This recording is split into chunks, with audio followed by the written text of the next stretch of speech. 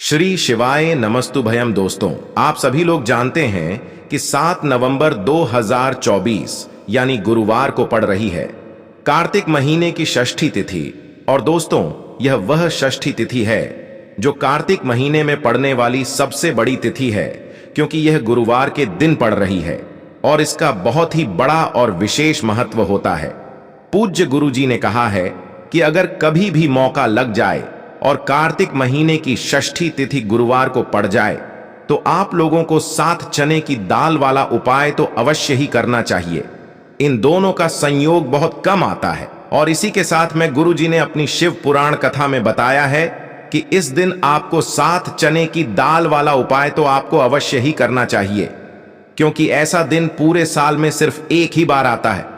और दोस्तों, आप सभी लोग जानते हो कि गुरुवार षष्ठी तिथि का अगर सबसे बड़ा कोई उपाय है तो 7 चने की दाल वाला उपाय है। तो दोस्तों, इस गुरुवार के दिन आप लोगों को इस 7 चने की दाल वाला उपाय को जरूर करना है। बहुत सारे लोग होंगे जिन लोगों ने इस उपाय को ना किया हो, मतलब पूरा साल निकल गया, उन्होंने किसी भी दिन इस 7 चने की दाल वाला उपाय को ना किया हो। पर दोस्तों, आपके पास एक आखिरी मौका बचा हुआ है जो कि 7 नवंबर के दिन है। तो इस दिन आप लोगों को इस वाले उपाय को जरूर कर लेना है। भले ही आपने पूरे महीने भर इस उपाय को न किया हो, पर अगर आपने इस कार्तिक महीने के गुरुवार षष्ठी तिथि के दिन अगर इस वाले उपाय को कर लिया तो आपको इस उपाय को करने का वह फल मिलेगा जिसकी आपने कभी कल्पना भी नहीं करी होगी। इसीलिए आप लोग इस वाले उपाय को एक बार जरूर कर लेना है, ताकि आप लोगों के हाथ से यह मौका ना जा सके और आपको इस उपाय को करने का फल मिल सके। दोस्तों, ये उपाय पंडित जी ने अपनी अभी की ही श्री शिव महापुराण की कथा में बताया है, जिस उपाय को आज हम आपको बहुत अच्छे से समझाने वाले हैं।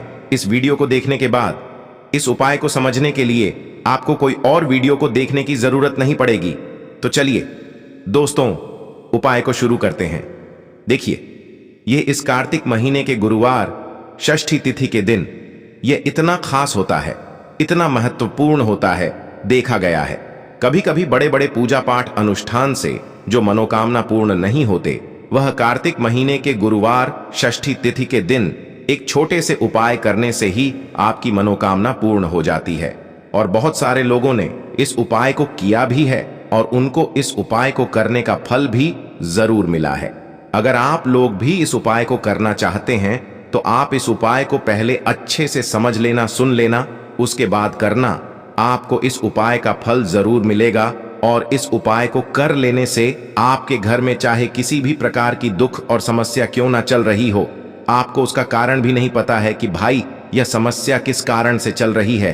उसका कुछ भी कारण हो सकता है, जैसे पितृदोष हो सकता है या किसी भी तरह का मंगल दोष भी हो सकता है। तो इस दिन आप लोगों को यह वाला उपाय कर लेना है। यह एक ऐसा उपाय है जिस उपाय को अगर किसी विशेष दिन पर किया जाए तो भाई उस विशेष दिन का जो है वह तो हमें मिलता ही मिलता है, पर हमने उस दिन पर इस उपाय को किया है तो हमें उससे भी बड़ा फल मिलता है, और फल बहुत जल्दी मिलता है, क्योंकि आप इस उपाय को बहुत ही बड़े और विशेष दिन पर कर रहे हो। तो चलिए अब उपाय के बारे में बात करते हैं, लेकिन उससे पहले आप लोगों को यह जानना आवश्यक है कि आखिर यह उपाय किस समय करना है, किसको करना है और कैसे करना है। तो चलिए हम आगे आपको वीडियो में एक एक करके बता देते हैं। लेकिन उससे पहले अगर आप लोग हमारे चैनल पर पहली बार आए हैं या फिर मेरी आवाज आज पहली बार सुन रहे हैं तो हमारे चैनल को सब्सक्राइब जरूर कर लेना और इस वीडियो को लाइक करके कमेंट बॉक्स में श्री शिवाय नमस्तुभ्यम, ओम नमः शिवाय जरूर टाइप कर देना। तो दोस्तों, इस 7 चने की दाल वाला उपाय को हमें इस गुरुवार षष्ठी तिथि के दिन कैसे करना है, किसको करना है, किस समय करना है और कहां पर करना है, यह सारे सवालों के जवाब आपको इस वीडियो में मिल जाएंगे। और जो यह वीडियो देखेगा भाई, उसको 7 चने की दाल वाला उपाय जरूर करना चाहिए, क्योंकि इस दिन एक चने की दाल का भी बहुत ही बड़ा और विशेष महत्व होता है। और जब बात आ जाए 7 चने की दाल वाला उपाय की, तो यह सोने पर सुहागा वाली बात हो जाती है और यह एक बहुत ही बड़ा उपाय हो जाता है इस गुरुवार षष्ठी तिथि का। तो अब दोस्तों, इस 7 चने की दाल वाला उपाय को आखिर करना किसको है, सबसे पहले हम लोग वह बात जान लेते हैं। तो देखो, घर की जो बड़ी माताएं बहनें होती हैं, उन माताओं बहनों में से कोई भी एक बड़ी माता बहन इस वाले उपाय को कर सकती है। और दोस्तों, अगर आप चाहे तो अपने घर में से सभी सदस्यों को भी इस उपाय को करवा सकते हैं। अगर किसी व्यक्ति की खुद की कोई मनोकामना है, खुद की कोई दुख और परेशानी है जो कि वह अपने लिए ही करना चाहता है इस वाले उपाय को, तो वह खुद अपने लिए भी कर सकता है। बाकी अगर कोई घर में से ऐसा है जो कि अपने पूरे घर परिवार की सुख और शांति के लिए यह वाला उपाय करना चाहता है, तो भाई वह भी कर सकता है, उसमें भी कोई दिक्कत वाली बात नहीं है। कहने का मतलब यह है कि इस उपाय को हर एक सदस्य भी कर सकता है और पूरे घर परिवार के सदस्य के लिए घर की बड़ी माताओं बहनों में से कोई एक माता बहन भी कर सकती है। माताएं बहनें अगर घर में उपस्थित ना हो या वह यह वाला उपाय ना कर पा रही हो, तो फिर घर का कोई बड़ा सदस्य भी इस 7 चने की दाल वाला उपाय को कर सकता है, चाहे फिर वह पुरुष ही क्यों ना हो, उसमें कोई भी दिक्कत वाली बात नहीं है। अब दोस्तों, जो अगला प्रश्न निकल कर आता है वह यह आता है इस उपाय को लेकर कि आखिर इस उपाय को हमें किस समय करना है, सुबह के समय करना है कि शाम के समय करना है। तो देखो, इस वाले उपाय को आप लोग सुबह के समय भी कर सकते हो और शाम के समय प्रदोष काल में भी कर सकते हो। अब अगर आप पूछो कि भाई सबसे उत्तम समय कौन सा रहेगा इस 7 चने की दाल वाला उपाय को करने का, तो हम आपसे बस यही कहेंगे कि इस उपाय को आप सुबह के समय करेंगे तो ज्यादा बेहतर होगा। बाकी अगर प्रदोष काल शाम के समय भी करेंगे तो भी अच्छा होगा, उसमें कोई भी दिक्कत वाली बात नहीं है। तो अब दोस्तों, जो अगली सबसे बड़ी और महत्वपूर्ण बात आती है वह यह आती है कि सुबह अगर हम उपाय को करेंगे तो हमें कितने बजे से लेकर कितने बजे तक के बीच में करना है, और शाम के समय प्रदोष काल में करेंगे तो हमें कितने बजे से लेकर कितने बजे के बीच में करना है।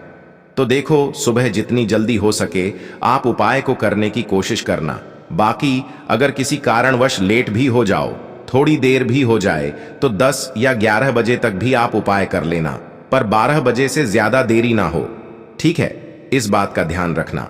उसके बाद में दोस्तों, अगर शाम के समय प्रदोष काल की बात करें, प्रदोष काल का जो समय होता है वो शाम के 6 बजे से शुरू हो जाता है।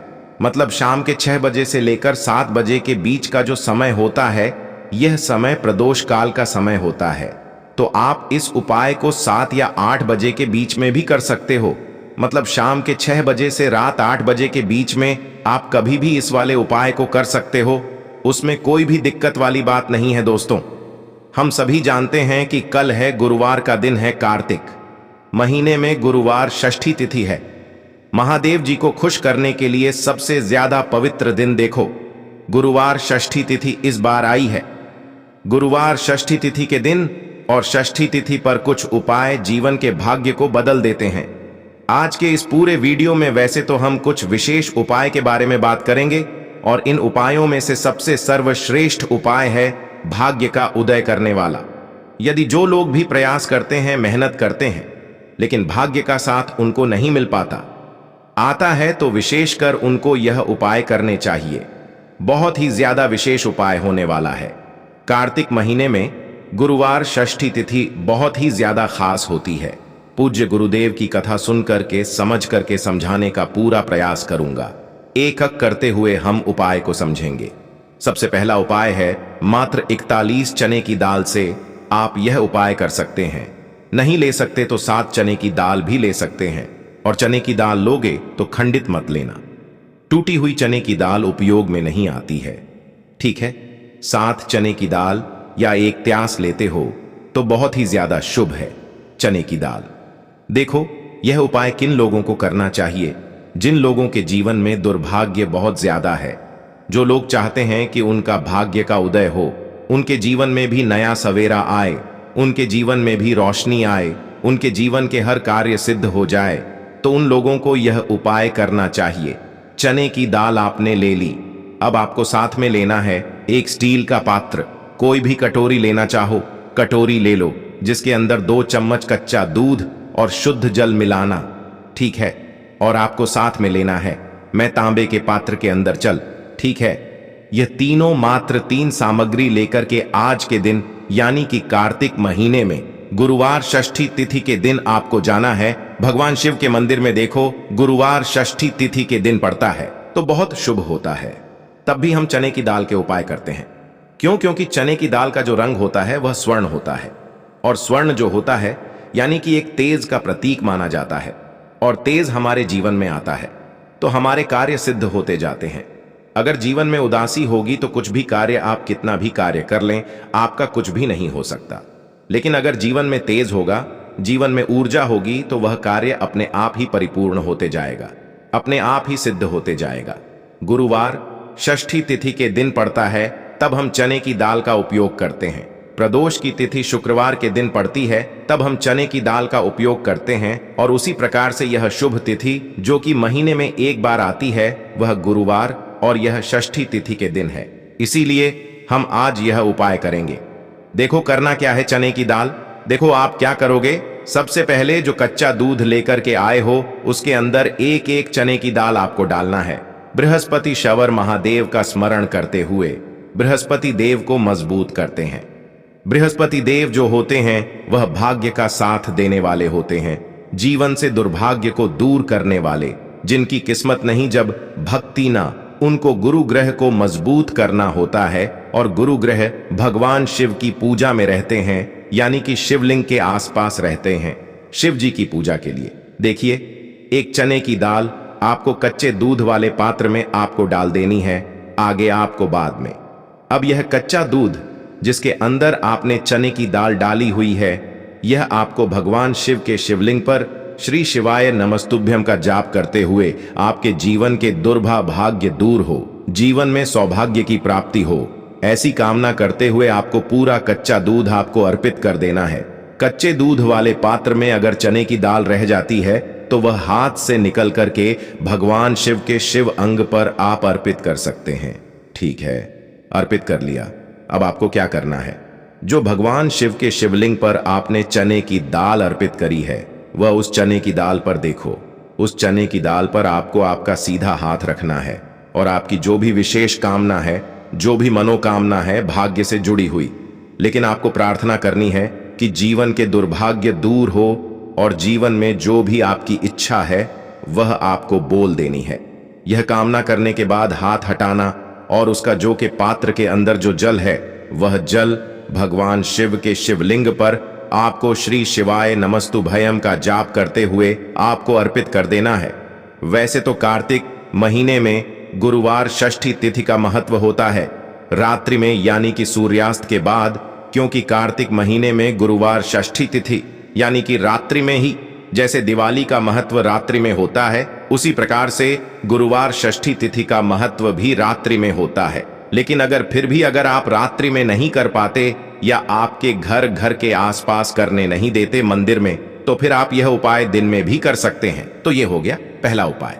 अब हम बात करते हैं दूसरे विशेष उपाय की। देखिए क्या करना है, मात्र आपको काली मिर्च लेना है। एक साबुत काली मिर्च के साथ सेवन साथ काले तिल के दाने और साथ में लेना है तांबे के पात्र के अंदर जल। कैसी भी विपदा हो, कैसी भी परेशानी हो, कैसी भी संकट हो, काली मिर्च के उपाय कार्तिक महीने में गुरुवार षष्ठी तिथि पर आपको करने चाहिए। देखो वैसे तो आपको क्या करना है, यह तीनों सामग्री लेकर के भगवान शिव के मंदिर में जाना है। सीधा हाथ रखना, सीधे हाथ के ऊपर काली मिर्ची रखना और इसी सीधे हाथ पर आपको काले तिल रखना है। ठीक है, अब आपको क्या करना है, जीवन में आ रही परेशानी, कष्ट बाधा को दूर करने के लिए, आपके जीवन की समस्त परेशानियों को दूर करने के लिए, आपके जीवन के समस्त संकटों को दूर करने के लिए आपको प्रार्थना करते हुए महादेव के ऊपर, शिव जी के ऊपर आपको सीधे हाथ से आपको काली मिर्ची और 7 काले तिल के दाने आपको महादेव के शिव पर अर्पित कर देना है। इस प्रकार से अर्पित करोगे तो जीवन की सारी बाधा, कष्ट, परेशानी, संकट जो है वह सब दूर होते हैं। यह अर्पित कर दिया। उसके बाद जो तांबे के पात्र के अंदर जल है, वह जल भगवान शिव के शिवलिंग पर श्री शिवाय नमस्तुभ्यम के कष्ट बाधा, जो भी कष्ट आ रहा हो, कोई काम आपका अटक रहा हो, कोई काम आपका रुका हुआ हो, तो वह काम परिपूर्ण हो जाए, ऐसी कामना करते हुए आपको यह जल अर्पित करना है। यह हो गया दूसरा उपाय। अब हम बात करते हैं तीसरे विशेष उपाय की। बहुत ही प्यारा सा, यह भी मनोकामना पूर्ति का विशेष उपाय है, माता सुंदरी वाला विशेष उपाय है। इस उपाय के लिए आपको क्या लेना है, गुड़ वाला जल, एक गुड़ का टुकड़ा लेना, उसके अंदर जल भर देना। ठीक है, यह गुड़ वाला जल हो जाएगा। थोड़ा सा ही लेना है, 2-4 बूंद ही लेना, ज्यादा नहीं लेना है। ठीक है, गुड़ वाला जल साथ में लेना है, घी और साथ में लेना है एक बेलपत्र, और उसके साथ में लेना है तांबे के पात्र के अंदर जल। ये चारों सामग्री आपको ले जाना है भगवान शिव के मंदिर में। सुबह से लेकर के रात्रि तक जब आपकी इच्छा हो तब आपकी उपाय कर सकते हैं। देखो, कैसी भी मनोकामना हो, माता अशोक सुंदरी की कृपा से वह मनोकामना आपकी परिपूर्ण हो जाएगी जो बेलपत्र लेकर आए हो। बेलपत्र में 3 पत्ती होती है, तो ऊपर वाली जो पत्ती है उसमें आपको घी लगाना है। अब ऊपर वाली पत्ती में घी कैसे लगाओगे? आपके सीधे हाथ की सीधी उंगली के पास वाली जो उंगली है, जिसे हम कहते हैं तर्जनी उंगली, तर्जनी उंगली में घी लेना और ऊपर वाली पट्टी में आपको घी लगा लेना है। आ गई इतनी बात समझ में? ठीक है। अब जो गुड़ वाला जल लेकर आए हो, गुड़ वाला जल भी ले सकते हो या लाल चंदन भी ले सकते हो, जो आपके पास अवेलेबल हो वह आप ले सकते हो। लेकिन लाल चंदन लेते हो तो सर्वोत्तम होता है। लाल चंदन लेना आप आपकी चिट्ठी के पास वाली उंगली, जिसे तर्जनी उंगली कहते हैं, तर्जनी उंगली से ही आपको नीचे की दोनों पट्टियां पर चिकनी वाली साइड पर ही आपको लाल चंदन आपको लगा लेना है या गुड़ वाला जल आपको लगा लेना है। अब यह जो बेलपत्र है इसे उठाना और माता अशोक सुंदरी वाला जो स्थान है वहां पर इसे अर्पित करना। आपकी जो भी मनोकामना है वह बोल करके।